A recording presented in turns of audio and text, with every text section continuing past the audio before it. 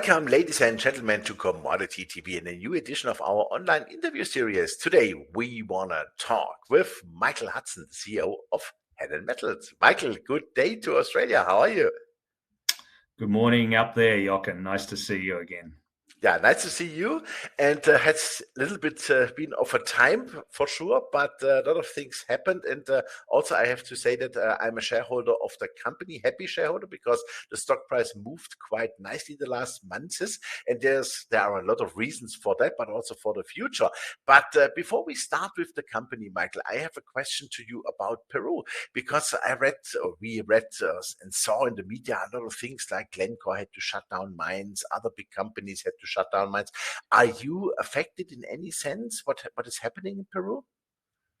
I simply know we're getting on with the job and working, Jochen, is the short, sweet answer. Peru is and looks like from outside a mess, and politically it is. But it depends very much where you are in the country as to how you can get around and how you can get work done. But we've got something like 12 geologists, and only one of them can't get out of their town from southern Peru. But the rest of them are mobilizing, flying into the field and collecting all the samples and studying all the rocks like they should. They're safe.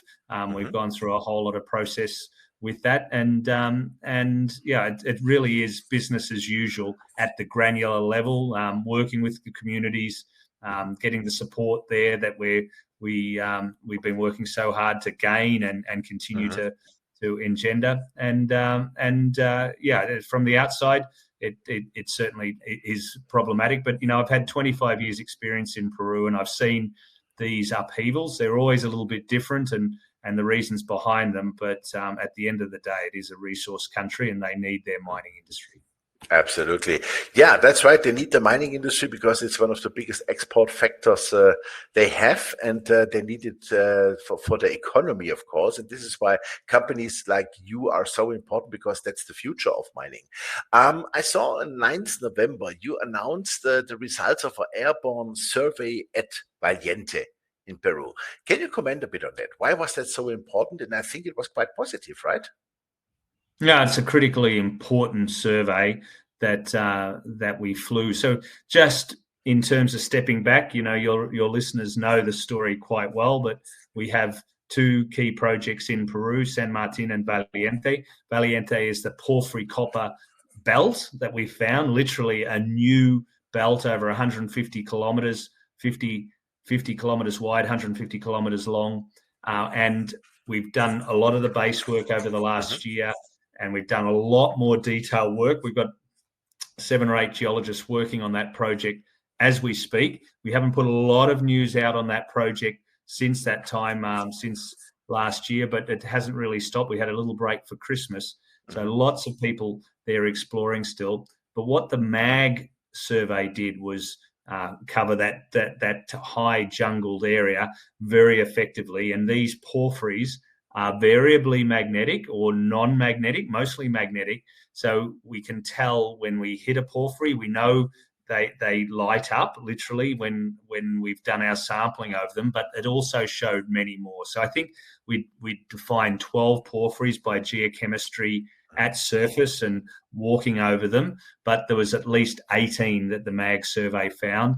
And some of them look like a string of pearls, and it puts because there's porphyry after porphyry after porphyry, and it puts the whole systems into context. So we see the skarns, which are much more magnetic than the porphyries themselves, on the edge, which often are the economic parts of these porphyries when you want to start to get them into development.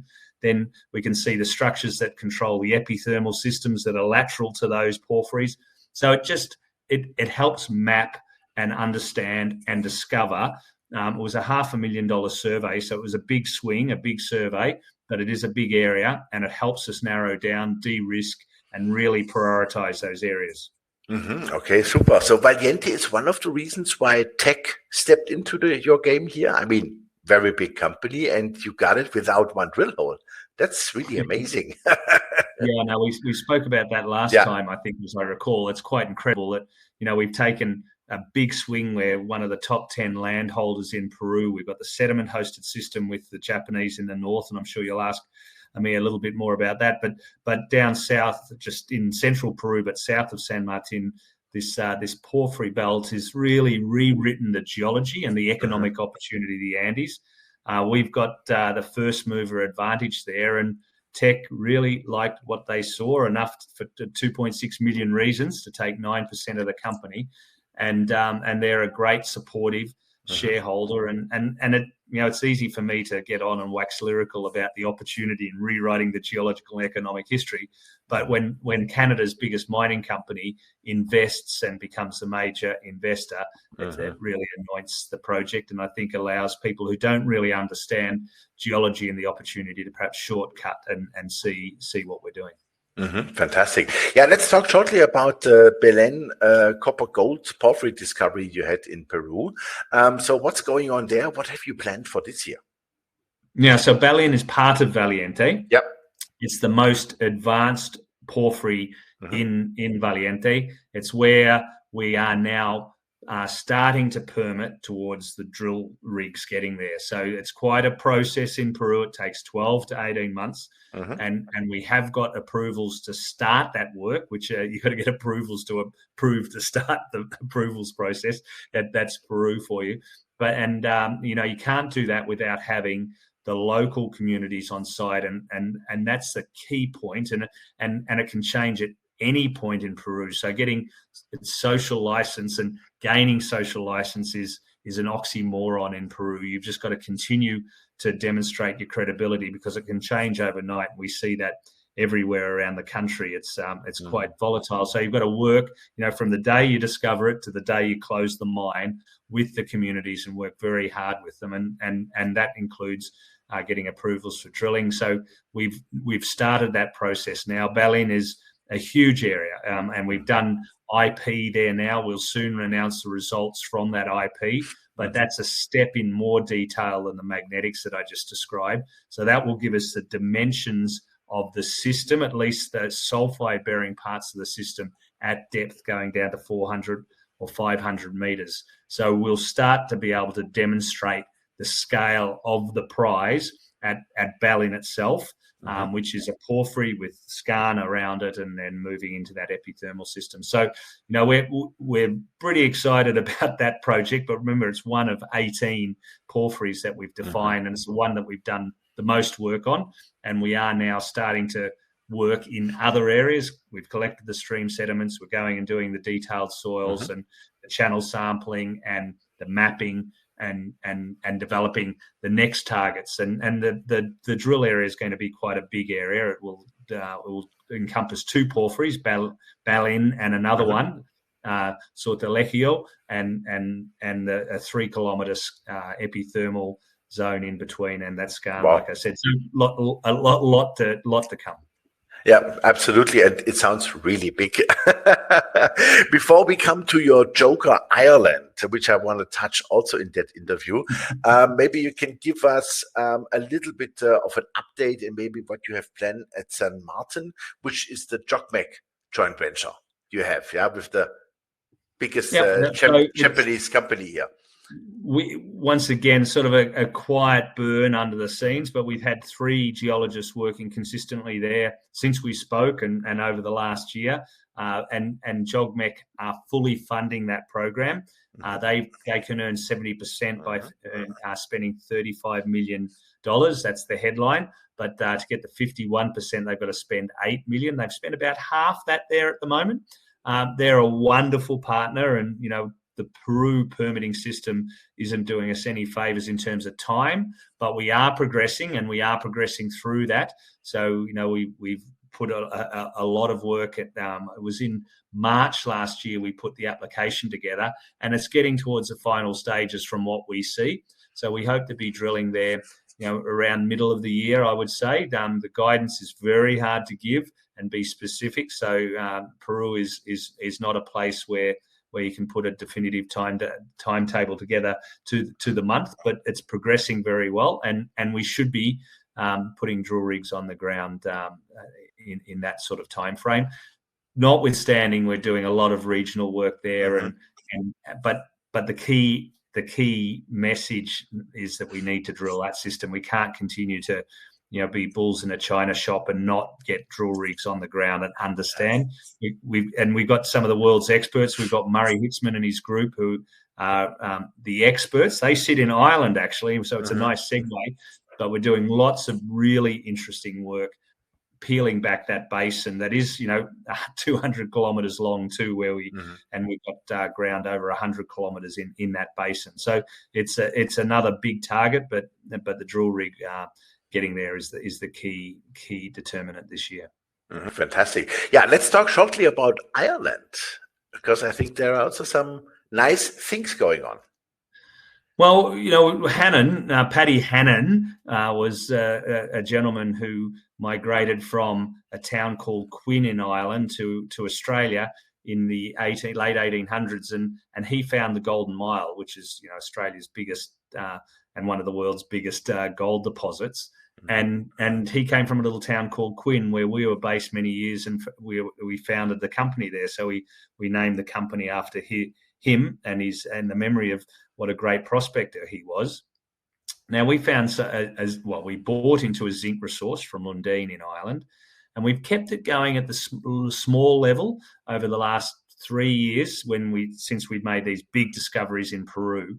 But we feel that it could be the time to just revisit zincs, at much higher levels these days. Zinc never gets the traction that the other metals. It's not as sexy as Dr. Copper, but we put millions of dollars into defining drill targets with seismics. We have one of the biggest structures we've defined with all the smoke of metal coming out of that area, and it would be a real pity for us to leave Ireland without testing that. So we're talking and haven't made a decision. That's why it's not in the public domain. But I'm just musing about our thoughts around Ireland that we could be drilling there. And one of the challenges with Hannan is that I can wave my arms and say what great big targets we've got in Peru, and we do. And from 2 years onwards, we'll be drilling porphyry after porphyry after porphyry after porphyry. But what's going to happen in that time? So, we're really looking to sharpen the focus this year on drill targets. San Martin is one. Ireland could be another. And I'd watch this space in terms of what else we can do to create that opportunity for discovery while we wait to test the big prize that is Valiente. Okay, super. So lots of opportunities, I would call it. Any other ideas you have in mind you might pursue this year for de-risking the company? Any other things you want to talk about? Well, I think I gave you just a big enough hint that we're really focused this year on developing more drilling, not just drilling targets, getting more drill rigs on the ground. I run and have run a number of companies over the years, and nobody can, and we've got some very good shareholders in Hannan who are prepared to play the longer game, which is the big prize of Valiente, and at San Martin also for JOGMEC. But the market probably wants more. We want more, and so that we're just sharpening our pencil, and hence why we're looking at Ireland again with a bit more detail amongst other places. Okay, super. What is cash in the bank? Are you financed for this year? Yeah, we just got under $3 million. So we're well and truly financed because half the program is funded fully by JOGMEC. So we recover funds on a monthly basis from that joint venture. So that pays for itself. Then we have the overhead, and the idea is that money will last until we get to drilling at Valiente. But again, we'd like to do more than just wait for permits and talk about surface sampling. Super. Michael, thank you very much for the update. I think that's a great start into 2023. And I would say keep it going, and please send us some good news over if we want to publish that. You'll see a bit more coming over the next weeks, I suspect. Oh, okay. Thanks for having me. That is great. Thank you very much, Michael. Yeah, ladies and gentlemen, that was Michael Hudson, the CEO of Hannan Metals, and you heard it. A lot is going on. A lot also, let's call it behind the scenes, if you want to say it like this. So they are in the big preparations and the big work. They want to drill as fast as possible, but unfortunately, you need permits, and this takes a little bit of time. But that all looks really good. And don't forget, they have JOGMEC on board. They have tech on board. They have the money for this year in the bank, so that's all fine. And JOGMEC is paying for the exploration at San Martin, so that is altogether fantastic. And I think also the underlying metals like copper, gold, silver, zinc, etc., they are all on the way up, and that all looks great. And don't forget, the biggest issue we have for the next years, let's say at least for that decade, is from where comes the physical metal? And that's exactly why we have companies like Hannan Metals. This is the future of physical delivery. So thanks for watching us. Check out Hannan Metals. Bye-bye from Switzerland.